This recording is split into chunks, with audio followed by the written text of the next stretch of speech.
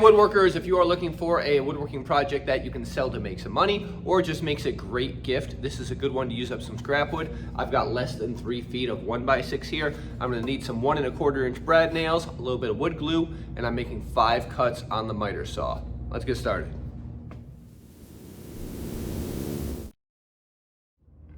So the first thing I'm gonna do is set my miter saw to a 30-degree bevel. I'm gonna measure down 13 inches, and that's gonna be cut number 1. So all I'm doing is going 13 inches from the end and making a mark there. Then my bevel is going to come in at that point and go down. All right, so you see how that cut was just made. I'm sliding this board over. I'm now going to flip it over and I'm going to measure 6 inches down and make a mark there. So now I'm going to do exactly what I just did, where the miter saw is going to come in at that mark and go down. So what that's going to do is this side and this side, they won't run parallel with each other. They're going to run towards each other like this. We're not here. I flipped the board, so now I should get this. And I feel like I'm doing the YMCA over here. So again, this right side is now slanting back this way, and I'm going to cut, so I'm creating the non-parallel sides here.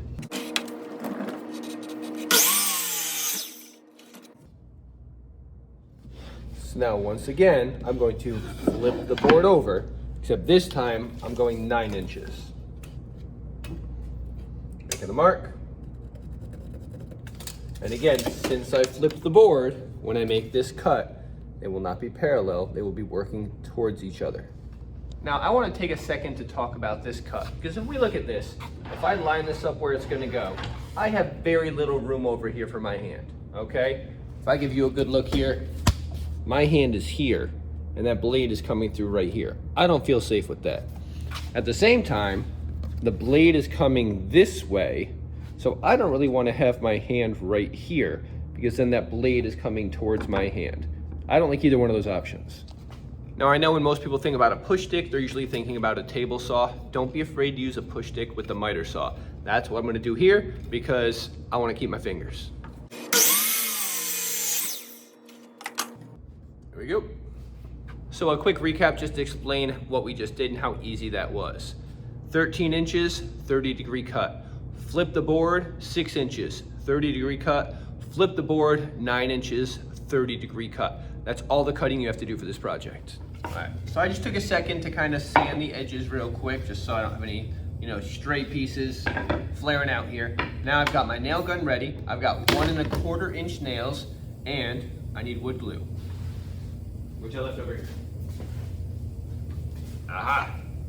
So, again, this is a really easy build. First thing I'm gonna do is take that first long piece I cut, the 13 incher, and I'm going to be using this 30-degree bevel side.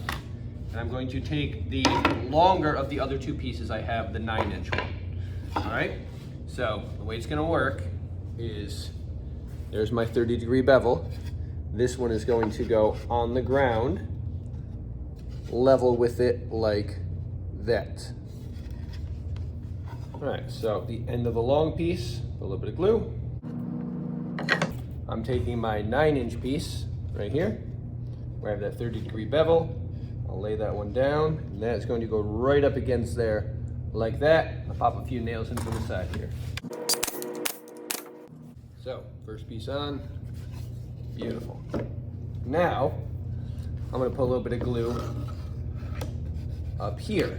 So if you think about it this way, that piece, I'm just gonna flip it this way so it's easier to work with. More than I needed for sure. Let's get some of that off of there. Paper towel.